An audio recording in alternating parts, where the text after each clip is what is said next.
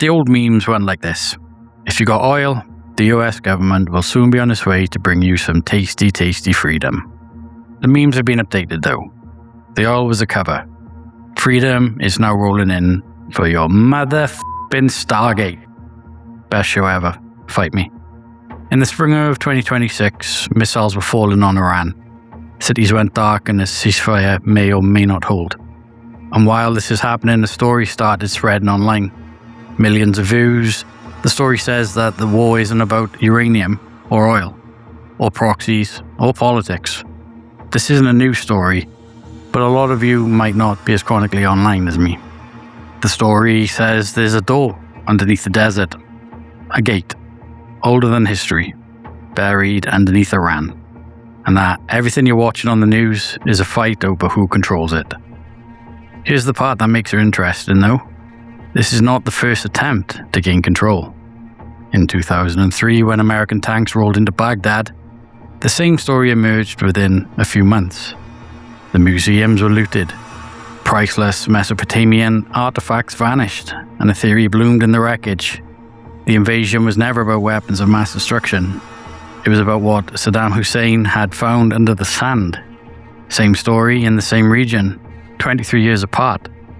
So let's dig into this one together, because it's pretty interesting. Some gods came down to earth thousands of years ago. A dictator believed he was a Babylonian king reborn. That's right, we're talking about Stargate, baby. Ancient aliens, Nebuchadnezzar, a real CIA project, and a plot twist involving a server farm? Dial in the DHD, wait for the chevrons to lock in, and let's go. Every version of this begins in the same place. Sumer, southern Iraq, 5,000 years ago. And genuinely, pretty much everything starts there. The first cities, the first writing, the wheel, written laws. This is where somebody first decided that an hour had 60 minutes and a circle had 360 degrees, which is why your clock still works the way it does. They were doing algebra while most of us were still deciding if rocks were food. The Sumerians wrote about their gods, the Anunnaki, later the Anunnaki, beings who came down from heaven, who made mankind and ruled from great temples. And in 1976, an author named Zechariah Sitchin published a book called The 12th Planet and gave those old texts a new reading. The Anunnaki, he said, were not myths. They were astronauts, visitors from a planet called Nibiru, who genetically engineered humans as a workforce, and who came and went through gateways. And from there the story grows. Fast forward to Iraq, 1980s. Saddam Hussein is fighting a catastrophic war with Iran, and he became obsessed with one figure from the deep past, Nebuchadnezzar II, the king of Babylon, the man who conquered Jerusalem. Saddam actually saw himself as Nebuchadnezzar's heir. Seemingly, he was huffing his own propaganda, casting himself as the king reborn. He put the two of them on murals together, side by side. He had himself painted riding a chariot in Babylonian war gear. And then he rebuilt Babylon, like the actual Babylon. Millions spent raising new walls directly on top of the ancient ruins, while the war was still killing thousands and thousands of men. Priorities. Nebuchadnezzar had stamped his name into the bricks of his city, so Saddam did the same. Thousands of bricks in the reconstruction carry this inscription: in the reign of the victorious Saddam Hussein, the President of the Republic. May God keep him, the guardian of the great Iraq, and the renovator of its renaissance, and the builder of its great civilization. The rebuilding of the great city of Babylon was done in 1987. A dictator rebuilding the city of the gods on the exact ground where the Anunnaki stories were first written down. Now that's how you build a myth. Then the invasion, March 2003, and within weeks the stories arrive. The theory goes like this. Saddam's archaeologists digging in the ruins his ego paid for had found something, a device, a gate. Anunnaki technology sleeping under Mesopotamia since before the flood.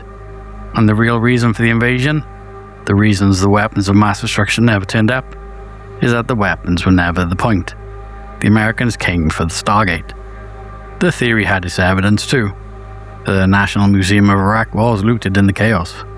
thousands of Mesopotamian artifacts gone, and believers said the important pieces were targeted deliberately, under the cover of chaos.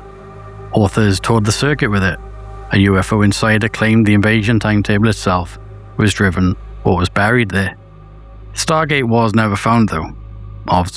Otherwise I'd be chilling on Chulak with my boy Teal'c. But the story never died, it just went dormant. And then this year, the missiles started falling on Iran, and the story woke up. But it came back changed, evolved, because the 2003 version had a problem, and everyone pushing it knew it. The Stargate was supposed to be under Iraq, and America had spent 8 years and $1 trillion sitting directly on top of Babylon.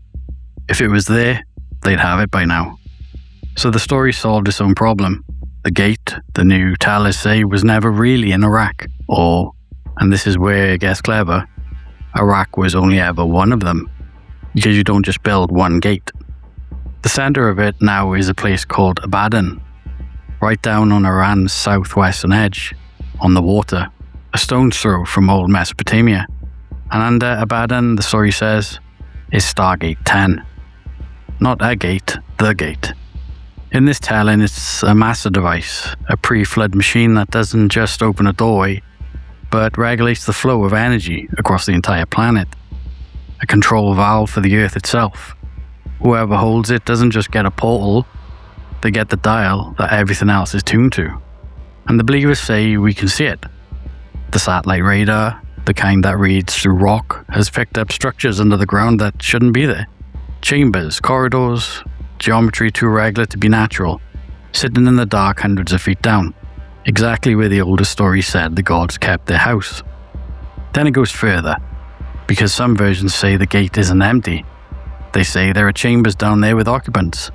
Figures, enormous ones, far too large to be human, lying in what the tellers call stasis. Not dead, just waiting.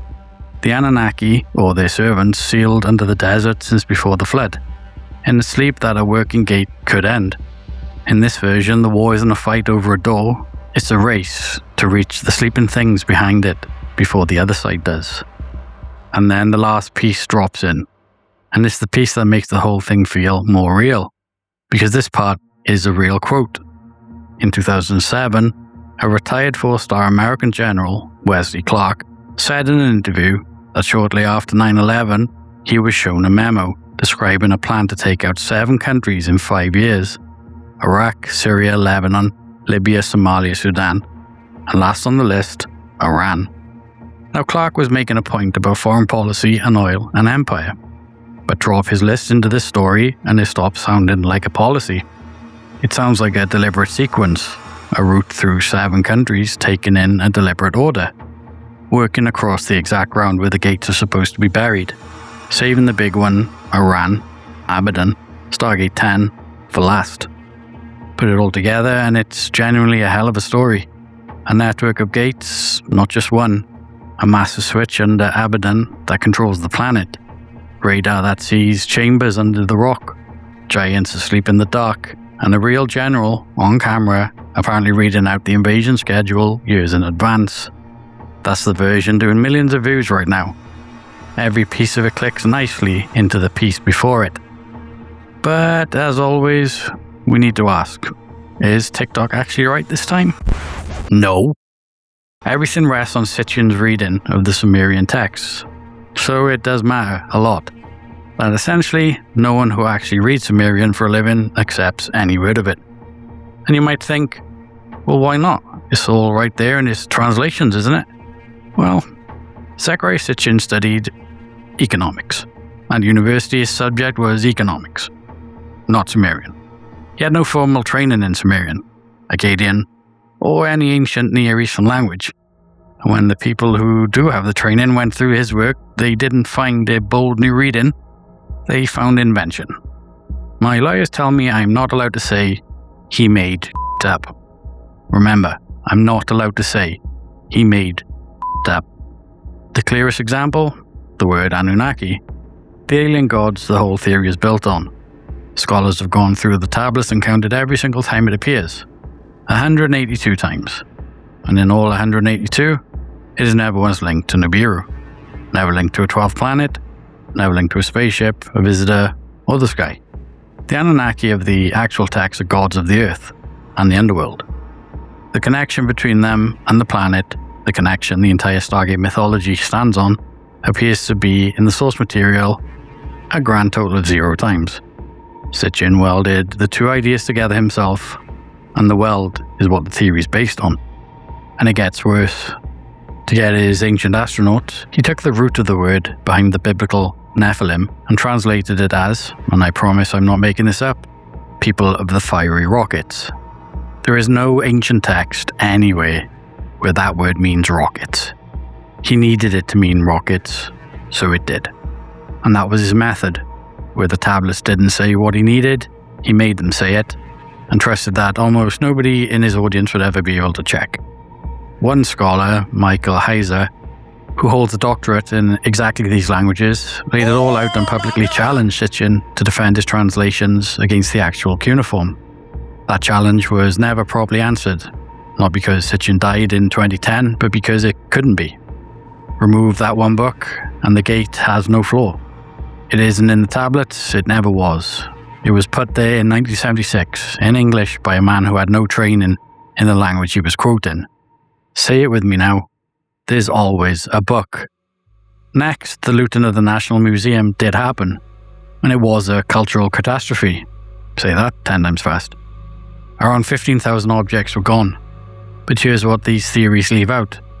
It was fully investigated, exhaustively in public. Marines ran a recovery operation. Thousands of pieces came back, some through an amnesty scheme and some were seized at borders years later.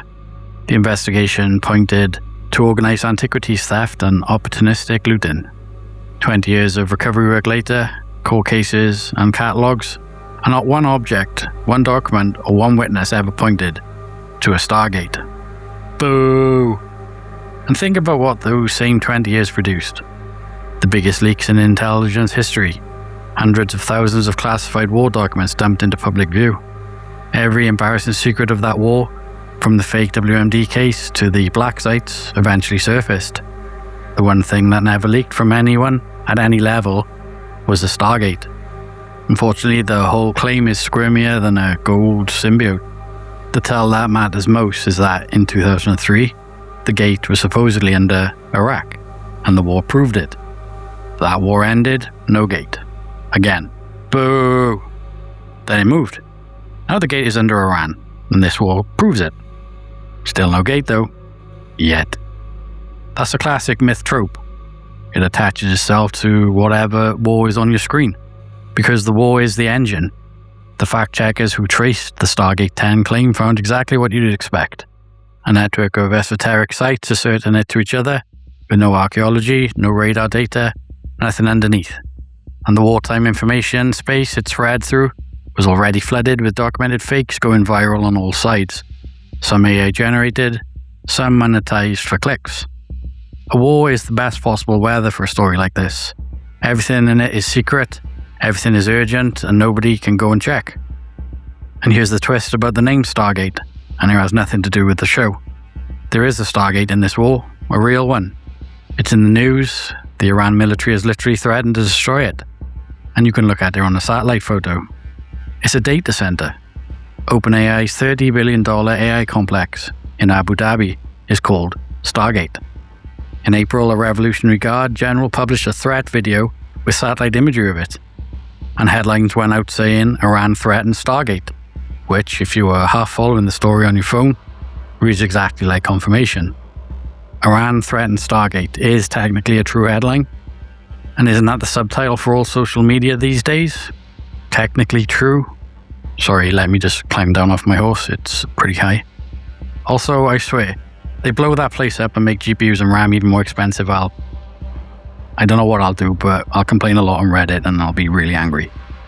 And Stargate goes back even further. No, not the film. The United States government really did run a classified project called Stargate, declassified in 1995. Project Stargate was the CIA and Army's remote viewing program. 20 years of psychics in quiet rooms trying to see what the Soviets were doing with their minds. The CIA's own review concluded it had never produced actionable intelligence and shut it down. So the actual documented government Stargate was a room full of psychics that didn't work. Everything else is just a story. Project Stargate is a wild ride though. Let me know in the comments if you want me to do a video on it, or I'll just read your mind. So here it is. Is the real history better than the portal? No. But it's still a pretty interesting story nonetheless. A dictator genuinely believed he carried the soul of a Babylonian king, flexed by building his own IRL custom Lego set, and rebuilt the city of the gods while a war he started killed a whole generation. The tablets are real, the museum tragedy is real, the CIA psychic Stargate is real and really failed. Kinda. The gate is the one part with no substance, unfortunately. A mistranslation from 1976 poured into whatever war is currently burning, because the destruction makes fact-checking nearly impossible. And as boring as it is, this is the pattern this channel keeps finding. Give people a snippet of information mixed with official secret keeping, and a myth will grow in the gaps between them. It grew under a mesa in New Mexico, it grew around a buzzing frequency in Russia, and it's growing right now under the desert, one war to the east of where it grew last time. Unfortunately, the war is real, the dead are real, and the gate moves to wherever the algorithm decides is trending next. New investigations every week. Decide for yourselves.